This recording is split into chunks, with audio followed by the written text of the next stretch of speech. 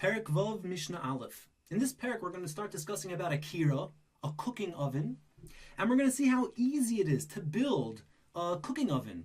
You basically just need a place to hold fuel to get the pot hot enough to cook. It's not like a baker's oven that has to get extremely hot to cook the dough. And therefore, look at the bottom over here. Even if one places three legs made out of earthenware, so if one would want to put a pot on top of these three legs, that wouldn't be secure enough because these legs could topple right over. So what you need to do is you need to secure all legs together by connecting all three of them with earthenware. And then this is already considered a valid Kirah. And what you would do is that you would put the fuel and the fire under it, and you could place your pot on top, and you could cook your pot of soup. So let's read that inside the Mishnah. Someone who makes three pitputim, three legs, 3 feet of a kirah, a tripod, ba'aretz, on the ground, v'chibron betit, and he goes ahead and he connects them. He's mechaber, he connects it with earthenware. So now that's already a valid kirah, as the Mishnah says. Lihiyos shoifes, he wants to place alehen on these 3 legs es hakadera, the pot, tameya. This is already a valid kirah, and it's tomei, it's susceptible to toma. So that's case number 1. Now in case number 2, there are 2 factors that are changing. Number 1, these 3 legs are not made out of earthenware. They're made out of metal nails. So look down here, you have 3 metal nails. And number 2, what you did is you've pounded them into the ground. So they're already secure. You don't need to secure each one to each other because since you've pounded these nails into the ground, they're already secure in and of themselves. And the halacha of metal is that metal is not susceptible to tumah if it's mechuber, if it's connected to the ground. And therefore, since this is already a valid kirah because it's secure because you've pounded into the ground, so it's considered a valid kirah, but it's mechuber l'karka, and metal is not susceptible to tumah when it's connected. So therefore, this kirah is not susceptible to tumah and it's considered tahar. And then, even if subsequently you've smoothed out some earthenware on top of these nails because you don't want to ruin your pots from the sharp nails, and then even if you connected the earthenware legs, the tops together, this is still considered a metal kirah because it was already a valid kirah before you've added the cheres, and therefore, since it's mechuber l'karka, it's considered tahar. So let's read that inside. Kava shloisha masmerin ba'aretz. If you've fixed 3 nails, 3 nails ba'aretz into the ground, so it's already secure and considered an oven. And lihiya is shoifes alein, and you want to place upon them hakadera, the pot. So afal pi, even though she'asa birosho, that you've made on top of the nails, makom, a place, shitehei hakadera yosheves, that the pot is able to sit on, and that place is earthenware. So you might think it's an earthenware vessel. The Mishnah says no. Tahira. This oven is still considered tahir because it was already a metal oven, because it was already secure and usable before you've added the earthenware.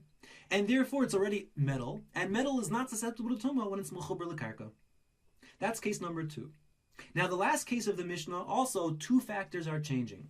Number 1, you're not making it out of metal. You're making this oven out of stone. So and number 2, you only have 2 stones. So you have these 2 stones that you've placed next to each other.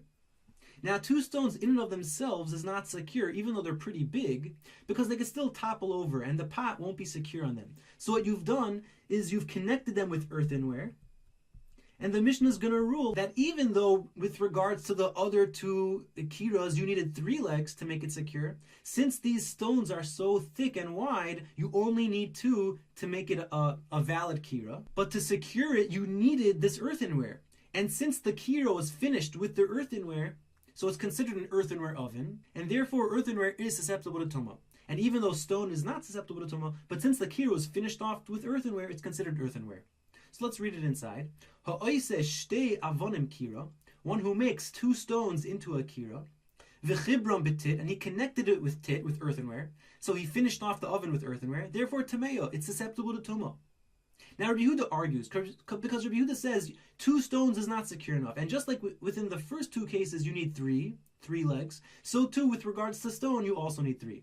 So Rabbi Yehuda Metayer, Rabbi Yehuda says, no, this is tahor, until you connect it to a 3rd leg. Or until you make it next to a wall, and you lean it next to a wall, and you connect it to a wall, and then that's already secure enough. Now look over here, Rabbi Yehuda is so sure that an insecure oven is not susceptible to tumah, that he holds that if you have 3 stones that were next to each other, 1, 2, and 3 down here, and you want to place your pot on all 3 ovens, but what you've done is that you've only connected the first 2 with tit, and you haven't connected the 3rd stone with tit.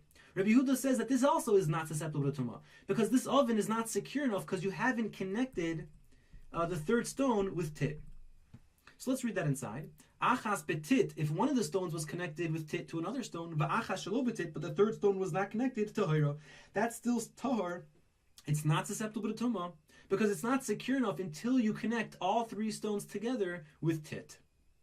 So in summary, the first type of kirah made out of earthenware is tameh, susceptible to tumah, because you've connected it with tit, and therefore it's secure and it's considered a kirah, and therefore it is tameh. The second type of kirah was a metal kirah, and therefore, since it's connected to the ground, it's not susceptible to tumah. And even though subsequently you've added on some tit to it, but it's still considered a metal oven, and therefore it's tahar.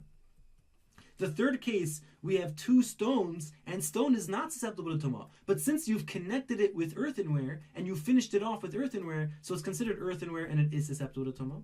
But Rabbi Yehuda argues, and Rabbi Yehuda says it's not susceptible to tumah until you connect it to a 3rd stone, and that way it will be secure enough to hold your pot. Now it's your turn to read the Mishnah.